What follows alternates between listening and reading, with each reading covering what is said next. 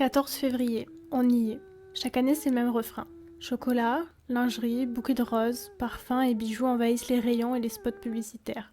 Qu'on l'adore ou la déteste, la Saint-Valentin, on n'y échappe pas. Fervent défenseur de cette fête, ou bien farouche détracteur de cette célébration devenue commerciale, on a tous ce mot à la bouche. L'amour. Mais qui sait vraiment ce que c'est l'amour ? Et puis, comment le reconnaît-on ? Y a-t-il des symptômes ?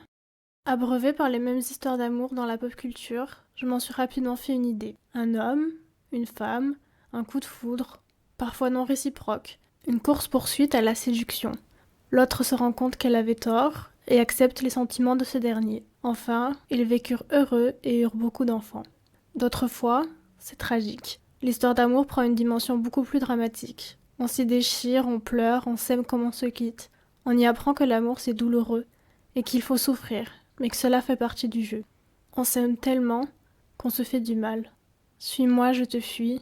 Fuis-moi, je te suis. Sacrée dépiction des relations amoureuses. En grandissant, je me suis vite rendu compte que ces schémas étaient destructeurs dans notre manière d'appréhender le couple et l'amour. Toutes ces représentations ne me donnaient guère de réponse quant à mes interrogations. Comme beaucoup, j'ai calqué mes relations sur les modèles qu'on m'avait appris. En vain, car ce n'est ni sain ni fonctionnel. Je reste en quête de comprendre ce qu'est l'amour. On dit que quand on rencontre l'amour, on le sait, que c'est une évidence, quelque chose d'inné. Mais cela me semble bien plus complexe. Peut-être bien que je ne l'ai donc jamais rencontré, ou alors que je me pose trop de questions. C'est donc à l'occasion de la Saint-Valentin que j'ai décidé de laisser la parole à des amoureux, des ex-amoureux, des personnes qui ont connu l'amour et qui s'interrogent comme moi. J'ai compilé plusieurs témoignages. Certains se sont enregistrés seuls, d'autres me l'ont donné à lire, et j'ai également passé quelques appels. Bonne fête et bon épisode.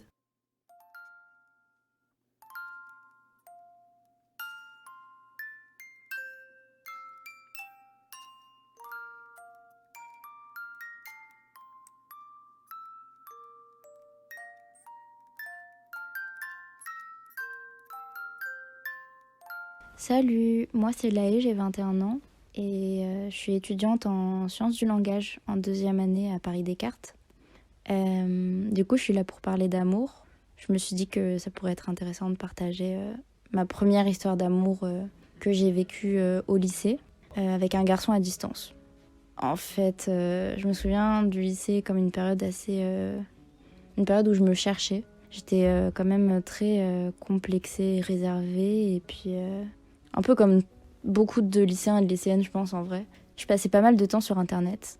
Et il y a un site où j'allais de temps en temps. En fait, j'y ai passé la plupart de ma préadolescence, je pense. Ça va peut-être et sûrement parler à pas mal de gens aussi, mais c'était abo.fr. Et je me souviens, c'était les vacances de la Toussaint.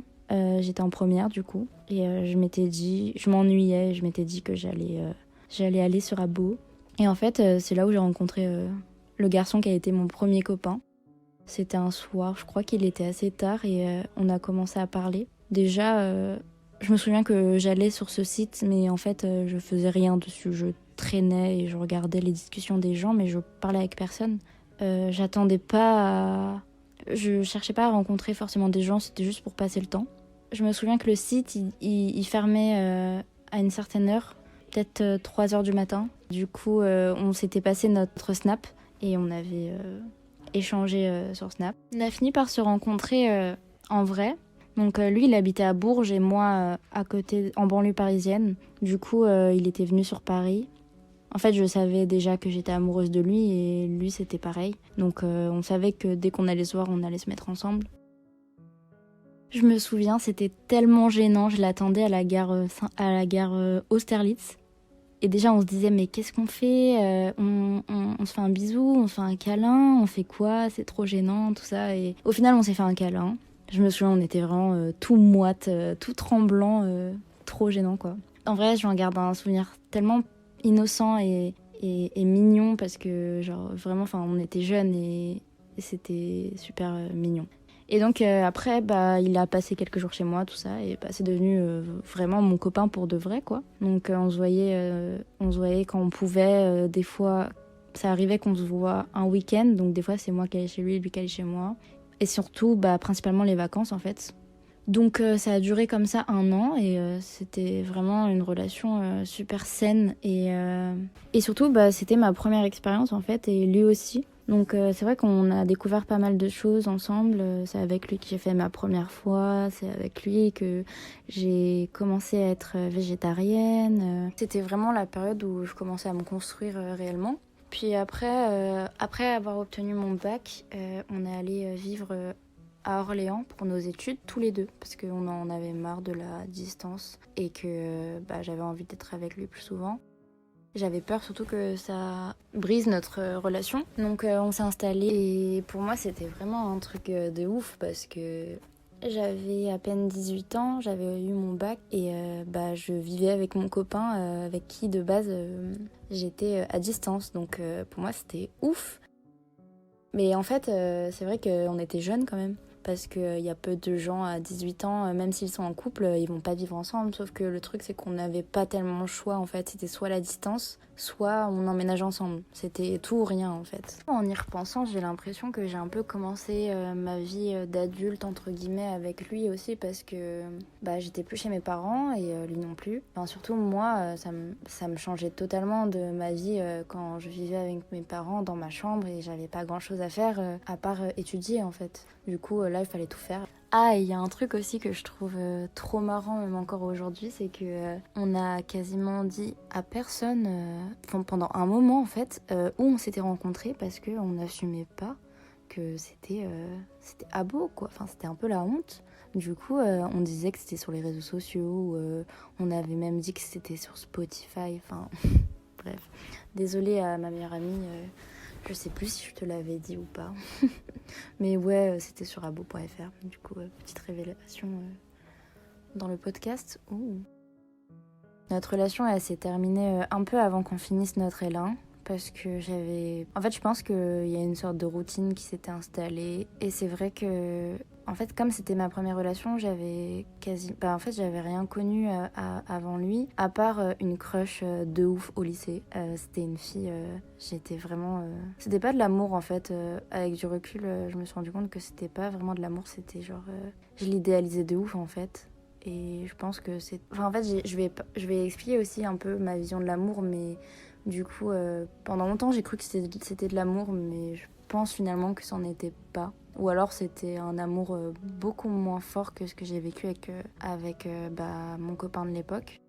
Donc ouais, la rupture, pardon, elle a été pas mal douloureuse pour moi et parce que du coup c'est moi qui l'ai quitté, mais je m'en voulais tellement parce que en fait dans ma tête je me disais même si je l'aime plus de façon amoureuse, que je l'aime plus avec des sentiments amoureux, qu'il y a plus ça, et je l'aime en tant qu'individu, en tant qu'humain. Et ça, c'est une pensée qui m'a jamais quittée, même encore aujourd'hui. Bon, c'est vrai qu'on a eu...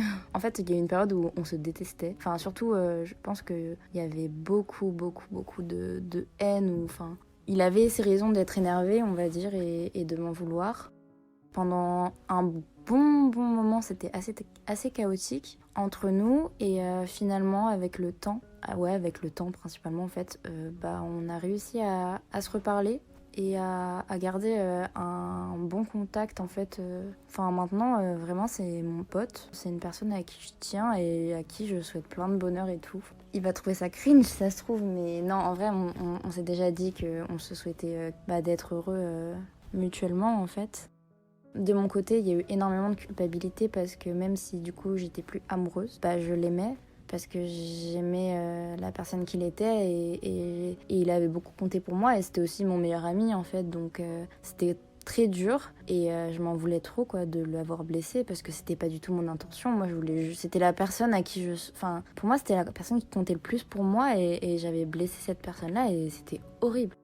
C'est vrai que maintenant, en fait, ma vision de l'amour, elle est très très large, je pense. Quand je pense à l'amour, en tout cas, je pense pas du tout forcément à l'amour entre deux personnes amoureuses. Je pense vraiment à un amour beaucoup plus fort et profond et que ça, en fait. Pour moi, l'amour, c'est avant tout aimer la personne en tant qu'individu et pas en tant que meilleur ami, en tant qu'amoureux. Mais c'est pas pour le rôle qu'elle a dans ta vie, c'est pour vraiment limite son âme en fait. Et du coup je pense que c'est pour ça que ma rupture avec lui ça a été super compliqué parce que ça me faisait trop de mal parce que je me disais mais je fais du mal à quelqu'un que j'aime réellement, profondément. Et d'ailleurs j'ai eu une relation après lui, ça s'est terminé et c'était pareil, j'avais la même douleur parce que pour moi c'est bien plus fort. C'est pas un amour amoureux juste, c'est un amour profond pour la personne en tant qu'humain.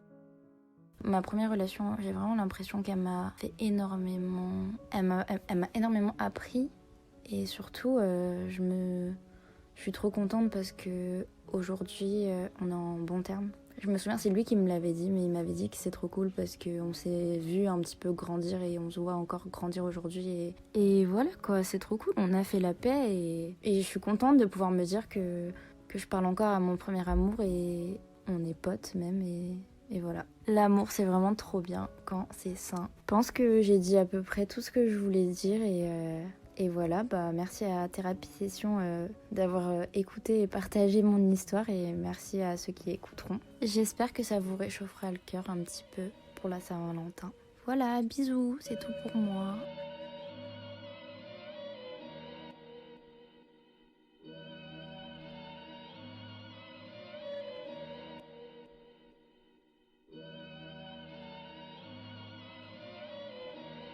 Je m'appelle Emma, j'ai 21 ans, je suis en école de commerce. Je vais donner ma vision de l'amour en quelques minutes. Et je précise que ça n'engage vraiment que moi. Ce sont des conclusions que j'ai tirées par rapport à ma dernière relation. Donc, j'ai été avec une fille pendant un peu plus de 2 ans. Et c'était ma première relation avec une fille. Et aussi ma première vraie relation longue. Et aussi la première fois que j'ai été amoureuse. Donc on s'est rencontrés il y a 3 ans. Un été à Paris par l'intermédiaire d'un ami en commun en fait, et on s'est plus quitté. Donc moi je me rappelle m'être dit que j'aurais pas à assumer d'être avec une fille parce que dans ma tête j'essayais de me convaincre que ça durerait pas. Et puis plus je me disais ça, plus je savais que c'était trop tard et que je pouvais pas aller contre ce que je ressentais.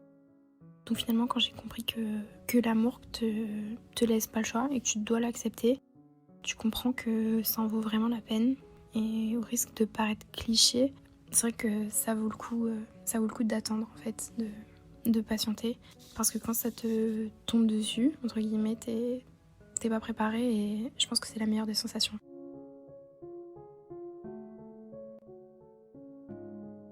En fait, c'est elle qui m'a tendu les bras à la première et moi j'étais un peu naïve quoi. Je m'attendais à rien, mais j'ai fini par me rendre à l'évidence et je me suis rendue à l'évidence qu'il me manquait quelqu'un et que c'était elle et qu'elle était au bon endroit, au bon moment. Et je crois qu'à cause de ça, je peux me dire que rien n'arrive au hasard. Et j'ai eu raison de lui faire confiance parce que la suite était juste mieux que tout ce que j'avais pu imaginer en fait pendant tout ce temps. À partir de là, t'as toujours besoin de l'autre. En tout cas moi, je me sentais vraiment bien. Je me sentais protégée, écoutée, comprise, tout en étant aimée et désirée vraiment. Avant ça, t'as l'impression que personne n'a jamais vraiment fait, ou en tout cas jamais aussi bien. Et être avec la personne que t'aimes, c'est comme rentrer à la maison quoi. T'as vraiment l'impression d'avoir été dans une tempête et tu rentres enfin chez toi, tu fermes la porte et t'es bien quoi. Tu te sens vraiment bien, vraiment protégée. Je pourrais passer du temps à détailler 2 ans de relation et les bons souvenirs, les mauvais, les très mauvais, parce que j'ai pas oublié. Et quelque part, tu peux pas t'empêcher de te dire et si j'avais fait ça autrement, peut-être qu'à la fin, j'aurais pas eu à être aussi triste. Mais maintenant, avec le recul, faut se dire que parfois, on cherche des solutions à des problèmes qui n'en ont pas. Il faut accepter de laisser certaines questions sans réponse. Mais ça demande du courage et de l'aide. Enfin, pour ma part, je sais que seule, j'aurais pas pu le faire. J'ai dû parler à des professionnels. J'ai dû m'entourer de mes amis, de ma famille. Et voilà, c'est là qu'on se rend compte aussi que de la valeur des gens qu'on a négligés en étant dans une relation. Donc en 2 ans, je pense que je suis passée un peu par tous les états possibles. On se construit, on se subit, on se déchire, puis on se reconstruit, puis on se subit. Enfin, Je pense que c'est vraiment, il y a vraiment des étapes dans une relation. Après, il y a quand même des grands moments de calme et de paix. Et c'est dans ces moments que tu ressens, enfin moi, que je ressentais le plus d'amour. C'est quand tu regardes la personne et que tu te dis que t'aimes tout en fait de la personne. T'aimes sa façon de parler, sa façon de rire, sa façon de manger, de voir les choses. Vous êtes d'accord sur tout. Enfin, c'est un ensemble de choses, c'est un tout. Et il n'y a rien qui peut te dissuader ou se mettre en travers. Rien qui peut te convaincre du contraire, parce qu'au fond de toi, tu sais que t'es sûr de ce que tu sens et t'as vraiment l'impression de pouvoir tout surmonter, quoi. Tant qu'il y a cet amour entre toi et l'autre personne. Et pendant tout le temps où ça fonctionne, bah t'es juste au sommet de toi-même et de ta vie. Et t'as besoin de rien d'autre, quoi. Rien d'autre. En fait, il y a un moment, t'es au plus haut que tu peux être. Et du coup, c'est dangereux parce que il suffit d'un peu de vent et tu te casses la gueule, quoi. Et c'est ce qui se passe. Et t'as beau essayer de regrimper la pente, en fait, c'est trop tard, quoi. Ça peut durer longtemps comme ça. Ça peut durer. Il y a des gens, je pense, qui fonctionnent que comme ça. Il y a des gens, toute leur vie, leur relation, c'est ça. C'est une bataille constante. Je pense qu'au bout d'un moment, tu finis par t'épuiser. Il y a un moment où tu jettes les armes. Et pour moi, c'est ce qui s'est passé. On a essayé plusieurs fois, et plus que ce qu'on aurait dû même. Et c'est pas un manque d'amour. Je pense qu'il a jamais été question de ça. Enfin, pour moi.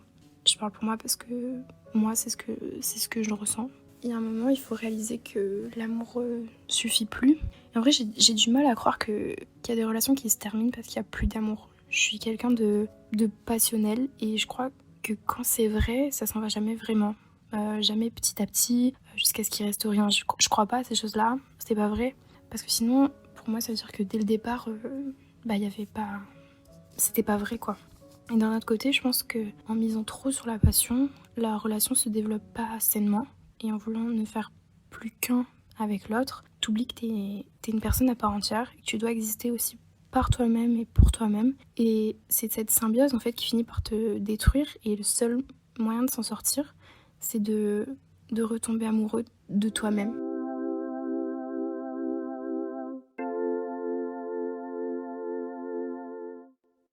Et enfin, bref, la conclusion, c'est que oui, je crois qu'au fond, on peut aimer trop et ça peut être dangereux.